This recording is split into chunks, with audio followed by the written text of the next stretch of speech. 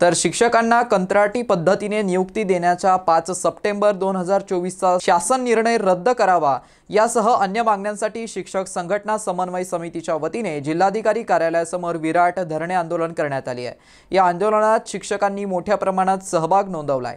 त्यांच्या मागण्यांबाबत शिक्षक नेत्यांनी एडीएन सोबत बोलताना अधिक माहिती दिली आहे। आज महाराष्ट्रभर सर्व शिक्षक समन्वय समितीच्या वतीने जिल्हा अधिकारी कार्यालयासमोर महाधरणे आंदोलनाचा कार्यक्रम आयोजित केला गेलेला आहे। काही जिल्ह्यांमध्ये महामोर्चा, काही जिल्ह्यांमध्ये महाधरणे, तर आज आपल्या छत्रपती संभाजीनगर जिल्हा कार्यालयासमोर विविध शिक्षक संघटनांच्या वतीनं, शिक्षक समन्वयाच्या वतीनं या ठिकाणी महाधरणे आंदोलनाचा कार्यक्रम आयोजित केला गेलेला आहे। आता या ठिकाणी विविध मागण्यांच्यासाठी आजचा हा महामोर्चा आहे। महाधरणे आंदोलनात यामध्ये विविध 17 समस्या आहेत, परंतु आज रोजी ज्या मुख्य ज्या आमच्या मागण्या आहेत त्या मागण्यांमध्ये जी सगळ्यांची जी महत्त्वाची मागणी आहे ती जुनी पेन्शन जे दिली पाहिजे ती तशी आम्हाला दिली गेली पाहिजे, हा एक त्याच्यातला मुद्दा आहे। त्यानंतर आता काल परवाच 5 सप्टेंबरला एक जी आर शासन निर्णय निघाला की त्या ठिकाणी कंत्राटी पद्धतीने जे शिक्षक सेवानिवृत्त झालेले अशा शिक्षकांना त्या ठिकाणी सेवा बजावण्यासाठी त्यासाठी सांगण्यात आलेलं आहे मानधनावर।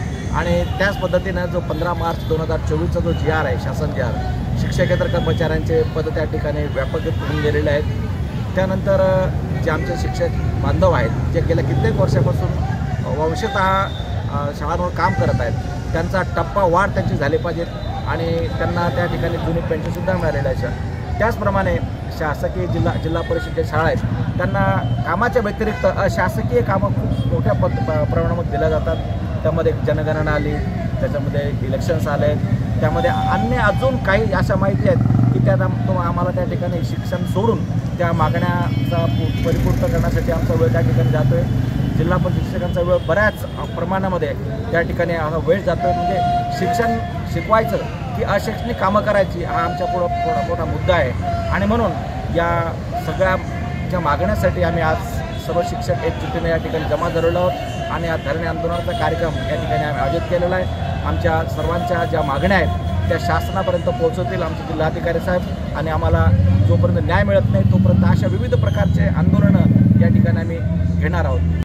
शासनाने अनेक अन्यायकारक शासन निर्णय शिक्षकाच्या मानगुटीवर लादलेला आहे।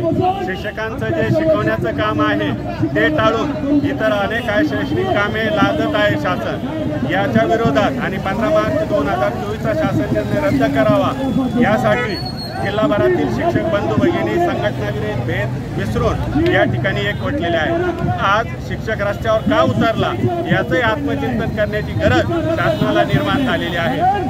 हा आंदोलनाचा पहिला टप्पा आहे। शासनाने जर आपल्या चुका दुरुस्त नाही केल्या तर याहीपेक्षा दुसरा टप्पा, दुसरी पायरी घेऊन आंदोलन अधिक व्यापक करण्यात येईल। आम्हाला फक्त मुलांना शिकू द्या आणि आमच्या